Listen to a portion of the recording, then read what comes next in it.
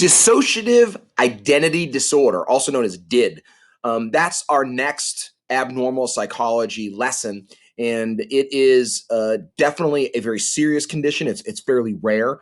And you're going to go through this one and take some notes. A couple ways to take notes. So we talked about this before. You can just go ahead and write DID at the top, or dissociative identity disorder. On the left-hand side, write the questions or the topic, and then on the right-hand side, write the notes. This is gonna be very short. We're just gonna hit real highlights of this one, or if you want, you can use index cards either way. All right, here we go, real quick. Dissociative identity disorder, we're gonna start with the definition. So on the left-hand side of the page, write definition. And if you're using an index card, you can put DID definition. All right, cool. One, it's known as multiple personality disorder. That was the old name. There's actually been some debate within psychology whether this actually exists, and there's still some debate about that. It is, again, very, very rare. In the idea of dissociative identity disorder is that inside your mind, you have two or more distinct people or personalities, each with their own identity.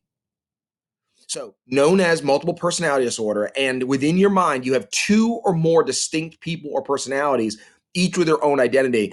You see the person on the left here. You can go to YouTube and you can find all kinds of videos about dissociative identity disorder. And this woman she has 12 different personalities. And so she talks a little bit about that. You can find, again, on YouTube, lots and lots of videos that have to do with this. And then what happens is that these personalities alternately take over the person. So they keep taking over the person. So, one time they're one person and then they switch to another one. You can see this woman down below who's fairly famous, Kim Noble, the woman with 100 different personalities, and it says there in the secondary caption, there's Judy the teenage bulimic, there's Ken, there's gay Ken, and over 100 more. There's all these different type of personalities within this woman, and I think 14 of them are artists. And so Kim Noble is known for her art because 14 of her different distinct personalities are artistic, and they have different arts. You can look her up. She's a really interesting case. And then also, and this goes along with the fact that the different personalities take over the person. The person has memory loss that can't be explained. So it's not like they had a traumatic brain injury and now, oh, I understand why they have memory loss.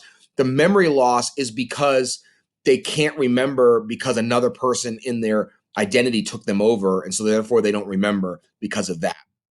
So that's a critical part of this. All right, cool. So that's kind of our first part. If you're not done writing, then just go ahead and pause so you can just get the notes down.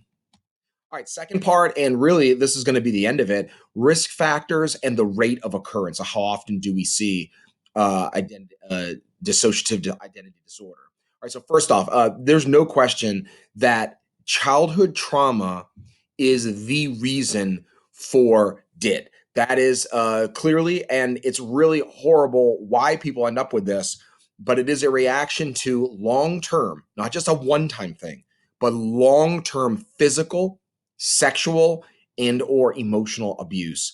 And oftentimes for people that have dissociative identity disorder, it might be all three.